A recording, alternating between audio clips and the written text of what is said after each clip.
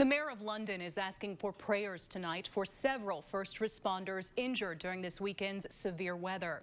5 firefighters were hurt Sunday while responding to a fire in the downtown area sparked by lightning.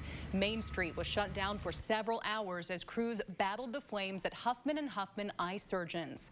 One of the firefighters, Brian Buckner, is at UK Hospital tonight being treated for his injuries. The rest are recovering at home.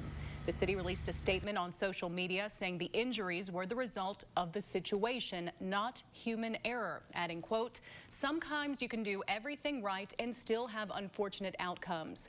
We are proud of all the first responders who know the danger and still crave the opportunity to save a life."